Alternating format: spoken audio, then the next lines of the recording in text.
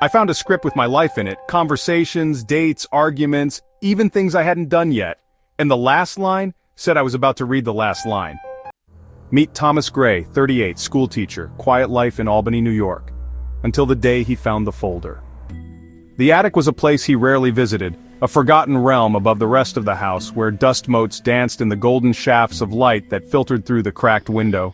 The air was thick with the scent of old wood and memories, and every step stirred up a cloud of dust that seemed to shimmer in the stillness. He had come up here searching for something else entirely, a box of winter coats perhaps, or a set of holiday decorations long since out of season. But what he found instead was something he could never have anticipated.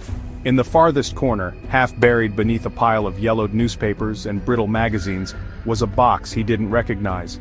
Its surface was coated in a fine layer of dust, and as he brushed it away, his fingers left clean streaks on the cardboard, revealing a faded label that made his heart skip a beat. The box contained a folder, thick and heavy, its edges worn soft by time. On the front, in handwriting that looked uncannily like his own, were the words, Life, Draft Version 12, Thomas G. The ink had faded, but the letters were unmistakable, looping and precise, as if written with careful intention. He stared at the label, a chill running down his spine. It was his name, his handwriting, or at least, it looked like it. But he had no memory of ever writing those words, or of ever owning a folder like this. The mystery deepened as he lifted the folder from the box, feeling the weight of its contents shift in his hands. He opened the folder, and inside he found a stack of pages, neatly typed and organized with the precision of a screenplay. Each page was numbered, each scene carefully formatted, as if someone had taken the time to document every moment of a story. But this was no ordinary script. As he flipped through the pages, he realized that the story being told was his own. The names, the places, the events, they were all familiar, drawn from the fabric of his own life. It was as if someone had been watching, recording and transcribing every detail, every conversation, every fleeting thought. The pages were crisp, the typewritten letters standing out starkly against the yellowed paper, and as he read, he felt a strange sense of déjà vu, as if he were reliving moments he had long since forgotten. The script was more than just a record of events. It was a mirror, reflecting back to him the most intimate moments of his life. There were exact conversations from his childhood, word for word, captured with uncanny accuracy. He saw arguments with his ex-wife, the tension and pain laid bare on the page, the dialogue so precise it was as if he were hearing their voices echoing in his mind. There were scenes he barely remembered, moments of joy and sorrow, laughter and regret, all preserved in the stark black and white of the typewritten script. Interspersed among the pages were blurred photographs, snapshots from his past, some familiar, others strange and unsettling. The faces were sometimes out of focus, the edges of memory fraying at the corners, but the emotions were unmistakable. It was as if the script had reached into the deepest recesses of his mind, pulling forth memories he had tried to forget. What unsettled him most, however, were the passages written in italics. These were not just descriptions of actions or dialogue, they were his thoughts, laid bare on the page for anyone to read, private fears, secret hopes, fleeting doubts, all rendered in slanted type as if the script itself had access to the innermost workings of his mind. He traced his finger over the words, feeling a shiver run through him. How could anyone have known these things? How could anyone have written them down with such precision? The more he read, the more the boundaries between reality and fiction began to blur. Was this some elaborate prank, a forgotten project from years past, or something far stranger? The attic, once a place of forgotten relics, had become the stage for a mystery that threatened to unravel everything he thought he knew about his own life. And as he stood there, surrounded by the ghosts of his past, he realized that the answers he sought might be hidden somewhere within those pages, if only he had the courage to keep reading. He assumed it was a prank, until he read a page about him reading the folder, then looked over, and saw that the next line read, he looked over, and saw the next line read. So Thomas freaked out. He ran to his friend Carl, who, worked in screenwriting. At first Carl laughed it off, but then he read the folder and, well, his face turned pale. This is structurally perfect. It's not written, it's programmed. Over the next few days, Thomas found himself unable to resist the pull of the typewriter. It was as if the machine had cast a spell over him, drawing him back to his desk again and again. Each morning he would wake up with a sense of anticipation and dread, wondering what the day would bring. The air in his apartment felt charged, heavy with the weight of possibility and fear. He began to treat the typewriter like a puzzle, something to be solved, or perhaps a trap to be escaped. The boundaries between curiosity and anxiety blurred as he set out to test the limits of this strange device. Thomas started with small experiments. He would deliberately change his routine, brushing his teeth with his left hand instead of his right, skipping breakfast or leaving the apartment at odd hours. Sometimes he would mutter nonsense phrases under his breath or rearrange the furniture in his living room, all in an effort to disrupt whatever pattern the typewriter seemed to be following. He even tried to surprise himself, making impulsive decisions just to see if the machine could keep up. But no matter what he did, the typewriter's pages always seemed to know. Every action, every word, every fleeting thought was captured in precise detail, as if the machine was reading his mind in real time. After each experiment, Thomas would sit down and flip through the freshly typed pages. His hands would tremble as he read, scanning for any sign that he had managed to outsmart the machine.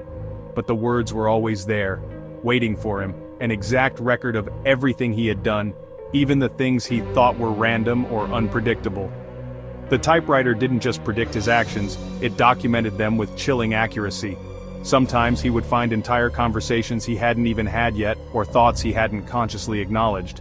It was as if the machine was one step ahead of him, always watching, always knowing. What unsettled Thomas the most were the mistakes.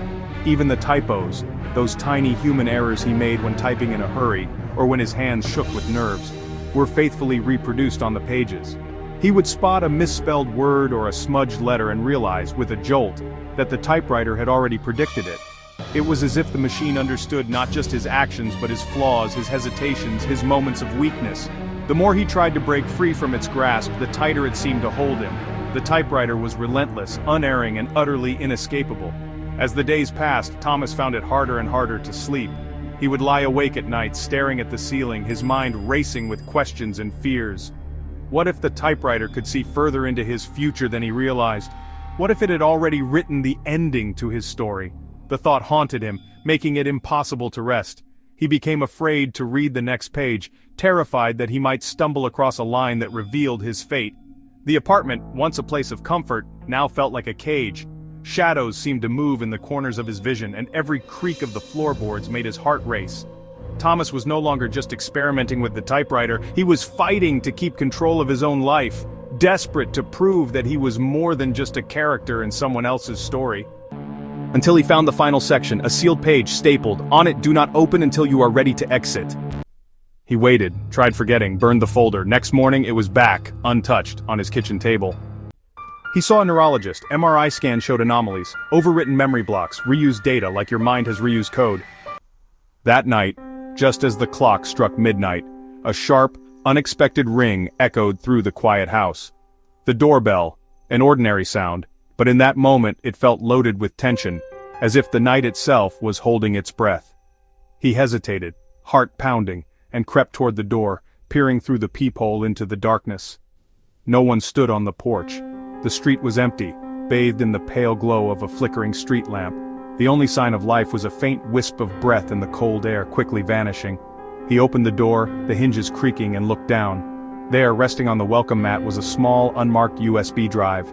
No note, no explanation, just the device, gleaming under the porch light, as if it had been left for him, and him alone. He picked it up, feeling the chill of the metal against his skin, and glanced once more into the night, searching for any sign of who might have left it. But the street was silent, and the shadows offered no answers. Back inside, curiosity and unease warring within him, he sat at his desk in the dimly lit room.